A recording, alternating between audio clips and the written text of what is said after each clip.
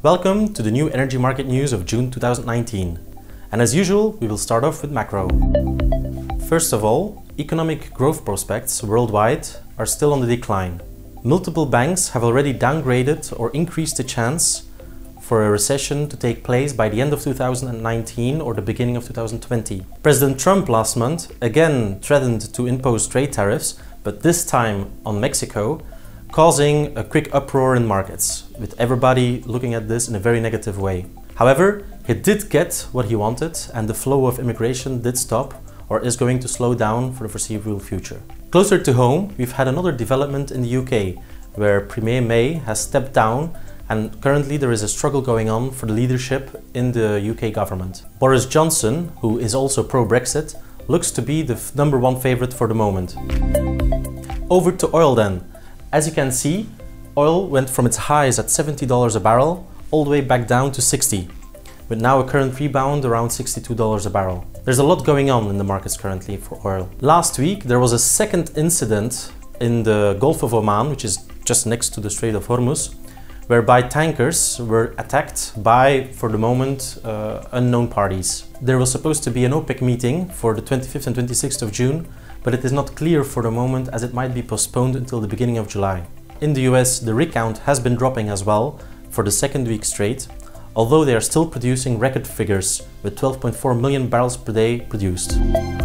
Due to the colder weather we were having in May, gas consumption has increased year on year quite a lot in May 2019. However, due to the very large supply from Russian pipelines on the one hand, and then very high imports still on LNG carriers, the gas prices on the spot market were on the low side, pricing around 11, 12, 13 euros a megawatt hour.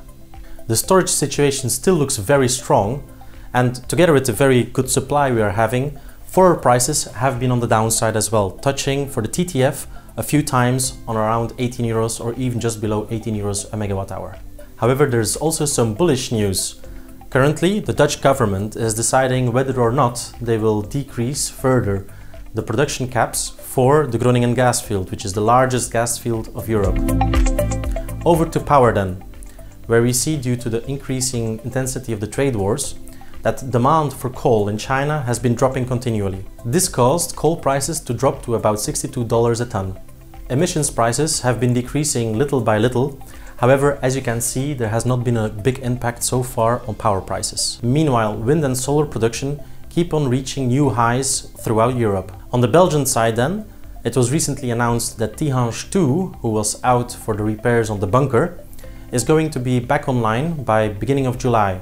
This means that with Doel 1, Doel 2 and Tihange 1 out for the extension of the life cycle, we will be going into the winter this year with about 4 gigawatts of nuclear power in Belgium.